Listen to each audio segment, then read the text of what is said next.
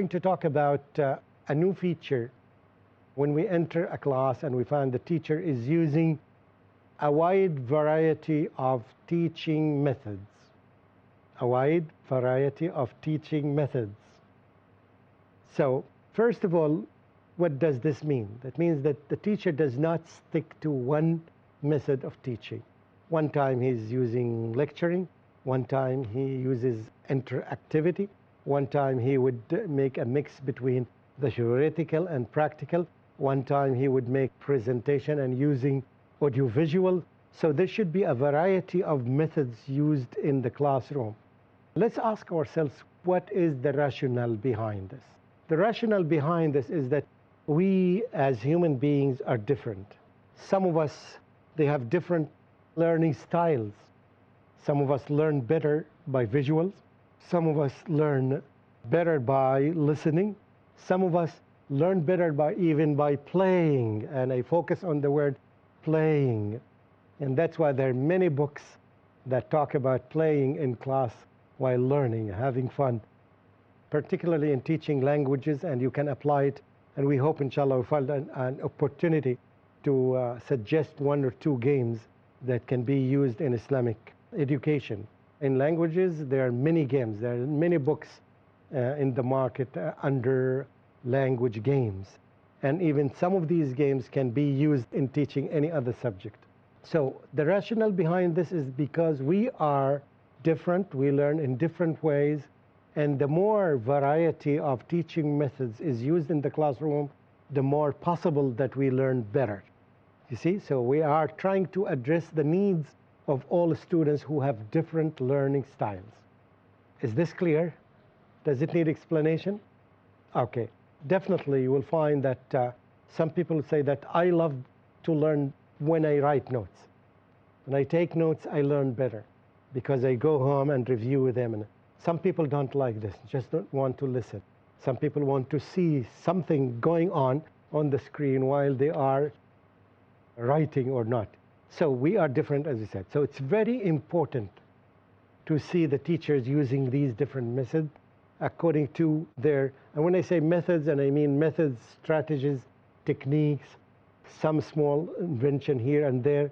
And we will try to apply these today to fiqh and hadith because we didn't talk a lot about this. I will give you some examples as we used to do, and then I will leave the floor for you.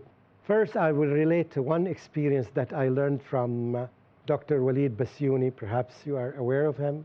He told me about this experience when he taught a course in Al-Maghrib. I was not there, but I liked it very much. So, alhamdulillah, I still remember it, and I wish that you benefit from it. He was teaching a course to perhaps 200 students. And when you're dealing with 200 students, sometimes it's different from dealing with a small number, because I think the best tool for addressing a lot of people is what? Is to lecture them and allow some sort of questions from here and there. But if you allow each student 1 minute to ask a question, right, you will never have a chance to say what you want because they require 200 minutes. Anyway, he said that at the end of the course was talking about manners, Islamic manners. When he ended the course, he asked students he gave each student 2 balloons. Balloon. Yes, I like the idea very much. I gave them yellow balloon and blue balloon. And he asked each of them to write the good thing on the yellow balloon, the most important good quality that he has, or if he wants to write many more, it's okay. But the minimum was good quality that he thinks that he has. And in the blue balloon, he would or she would write the bad manners that he or she, yes, had. Do you understand now? So each one of them wrote. They were mixed together, and then he said that each one of you now would take 2 balloons, 1 yellow and 1 blue. And they went outside the playground, and they, all of them together, under Allahu Akbar, all of them released the balloons. They went to the sky. Some of them went up and some of them remained. The blue ones went high because what he didn't teach the students is that he put helium in them. So they went, and the other ones, they didn't have helium. Students couldn't know in the beginning. So they remained here. So what remained was the good qualities, and the message here is that we already got rid of the bad messages. So this is the lesson that he wanted to tell the students. Now you got rid of all bad qualities that you have. Now focus on the good qualities. I think it's a wonderful technique. Yes, I learned from a lot. I didn't have a chance to do it in my life, but inshallah, I hope one time I will do it. So this is an experience of another person. Maybe one day you may take this technique and apply it differently. Now I will tell you an example always been dreaming of. If I'm teaching fiqh in a university level, how would I teach it in order to fight the concept of being biased to one particular madhab, whether it's Hanafi madhab or Shafi'i or Hanbali or Maliki? What would be the best way to do this? One of my ideas is that I can divide the students in the class into 4 groups. So each group would be responsible whenever I raise a question that they would give me the answer. This group would give me the answer of the Maliki. All the time, they would forget everything. They would only give me the answer of Imam Malik, right? And this group would give me the answers of Imam Shafi'i, right? Shafi'iyya. This group would give me the answer of Hanabila. This group would give me the answer of, right, who's left? Hanafi. So, and the whole 2 months, the first 2 months or the first semester, go like this, okay? So you just think like Hanafiya, or you just think like Shafi'i only. You're not allowed to think, to give me an opinion of another, yes, madhab. So you live the madhab. And by the end, right, you give me the guidelines that made you think this madhab is good. And you give me the guidelines of the madhab that you have followed in giving me these answers. And then after 2 months, you rotate. You were representing Hanafiya, now you are representing Shafi'iyya, right? You start thinking like Imam Shafi'i according to the guidelines that Imam Shafi'i had, and all the responses from you would represent this madhab. You do the same thing. So after 2 months, again, we will do the same thing. We rotate again. And in the last 2 months, we rotate again. So in 1 year, you have gone through the methodology of each madhab. You thought like them, and you gave me the guidelines why you followed this and why you liked this madhab. And finally, we come here and we find all the guidelines from all those madhab, and we put them in front of us in order to see how those people thought. Now the question to you, do you think that this is a good method to teach the madhab? Or are you still biased to one madhab now? Anyway, it's a way of thinking, and I think it would be very effective to remove the issue of ta'assub, being biased to any of these madhab. Now it's your turn to tell me your stories about teaching methods. Tell me something that you have used and you have done, a technique that you have done in your class that you think that it's a wonderful thing and you want to share it with other people. I'm quite sure that all of you have done. One technique that you have made that you were so proud of it and you want to share it with others. Millions of people will learn from you right now. So now tell me, what have you done in your life, in your teaching career, that's something unique that you think that you were so well prepared, you benefited the students, you used a technique or a method, right, that would help others. I'll give you an opportunity to think in the break, because we are going to take a break very soon. So spend some time on this. If you don't want to work by yourself, you can work with your neighbor. Okay, so if you're not a teacher, so you can work with your neighbor and would benefit from him.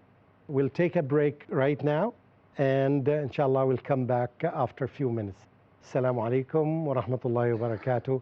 Your presenter, Mamdooh Nuruddin Muhammad.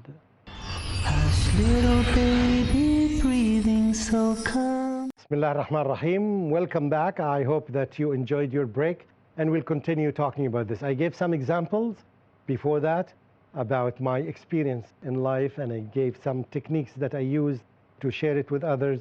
I expect you now to give me some of your thoughts and experience that you are proud of. Who's going to be the first? Something that you have done, a teaching technique that you think that people will benefit from it. Brother, I teach the primary section. They're very small children, and Speak up. they're very innocent children. I teach primary So section. primary Small, section. yes. It's very important to mention the grade that you're teaching, yes, or the level. Yes. And brother, it was the month of Ramadan, and It was a month of Ramadan, yes. and I wanted to inculcate the concept of charity, sadaqah. And so we made charity box out of any waste box. Each one of them they made, and they collected money throughout the month of Ramadan. Inside the Yes. class. Okay. And no, they took it at home. Okay. And before the Eid day, they gave it to the needy person, maybe their servant or some relative who was in Okay. need. So in this way, Can we call it religion in action? Yes. Right? Yes, Okay. Teaching a fiqh concept, right? Or Islamic concept in action by doing it. This is good. Very good. Okay. Did you get some responses from the parents? Did you get some responses from the teachers, from the students, how they felt about it? Yes, brother. Alhamdulillah. Most of the teachers they appreciated it, and the parents were, very enthusiastic in it, Okay. and they were proud of their children, and it was their own pocket money. Okay. They did not burden the parents, so Good. it was sacrifice from their own self, the little ones. Jazakallah. It was very, Alhamdulillah, very satisfying. Jazakallah khair. Okay. Another one here. In our Dawah training program, one of the activities are to recall the names of the surah and To their recall meanings the name of the surah. and its meanings Okay, its and their meaning. meanings. Yes. Good. So the first Dawah training program, which was conducted 10 years ago, one of the participants completed in 6 minutes. In The 6 minutes. 140 surahs, 140? 14, I thought that 114. sir. 114 surah with Okay. meanings in Okay. 6 minutes. The name of the chapter and the meaning. Yes, Surah Fatiha, the Okay. opening, chapter number 1, like that. So it's a recall, right? Yes. It was based in memory. The next year, Okay. we told the students, the next batch, about the record. So they tried to break the record. Okay. It was in 4 6 minutes, 48 seconds. Okay. Then came the third batch, the students of IIS. Okay. Then we had somebody in 4 minutes, 48 seconds. Then 3 minutes. Okay. I think the latest record is around 3 minutes. Okay. Perhaps my question was not very clear. I hope you give me some examples of even using the method, different methods in the class. Okay. Some of them were group. Some of them, for example, this is an action. This is based on memory. If you have other examples, please let me know. Good. Who is next? Yes, please. Go ahead. This is one more experience that I had What grade? Tell me about the grade of the student. about seventh Seventh. and eighth grades, Primary. Okay. wherein this was also during the Dawa training program, wherein we had them speak impromptu on any specific topic related to Islam that was for the topic. And then we would stop them midway and tell them to speak against what they were speaking. Against what they were speaking. What they were speaking. So they changed their so opinion. they changed sides just at as soon as we told them. So Okay. that sharpened up their minds and that checked their quick thinking. Okay, I hope it didn't change their beliefs. No, not at all. We took care of that. What was the purpose? What was the rationale behind this? To enable quick thinking to a person, and to also so that the students know what the other person can put the counters to some of the Islamic topics, mainly non-Muslims. What is the wisdom that the same person would do the two jobs? Quick thinking. Quick thinking. Okay, if you reflect upon it, may it have some negative impact on the person himself? He would be able to change his mind very quickly? What do you think? Now let him. I didn't get your question. The question is, if the same person doing the changes, it may have some impact, negative impact on himself in the future, that he would be changing his mind very quickly. No, we took care of that, and How did you do alhamdulillah, that? the Aqidah of the students at IIS is very strong, alhamdulillah. It won't be Okay. affected by these things. Remember, all these experiences are human experiences. They are not from Allah subhanahu wa ta'ala, okay? And also we have to see, has the Prophet ﷺ ever done something like this? So we all the time, because sometimes we may be too creative to think of something that may not be good. The Prophet ﷺ was the best teacher, I can find many examples in the history of the Prophet ﷺ to teach people by action, yes. So we have to guard ourselves against this. Another experience. Yes, another experience, this part, yes. Sheikh, once it happened that we had to go for a field work, and this was for the 5th grade. Fifth grade, Yes, primary again. primary again, and we had gone to an orphanage. Orphanage. Yes, and this was a... Now she's talking about field work, right? Good. And here, this was new to this, the concept was new for the students, as they weren't aware The how orphanage. orphanage as in what takes place over there. They have Okay, what happens in orphanage? what Yes. happens. Okay. So there was this little child who was a day old over there.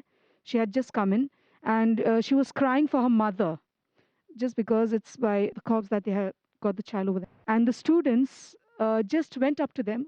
First initiative was a child going up to her and saying, "Don't cry, your mother's going to come," and all. So she was trying to do a counseling to it, and it was a really good experience, which we had, mashallah. Jazakallah khair. Okay. So she was implementing. Yeah, it's very good to let the students feel the feeling of other people. Empathy here, yes, not just sympathy, but it's empathy. Good. Did you relate it to the curriculum? Or was it isolated, just when you want to make a field trip and you took the students to the orphanage? Or, Yes, we also have a lesson plan behind this. Okay. The motive, because this is more of an educational trip. Okay, So if you go over there, what did you learn from that? very good. And if you're speaking and if you're consoling, what does this relate in Islamic way? So this all covers up. Wonderful.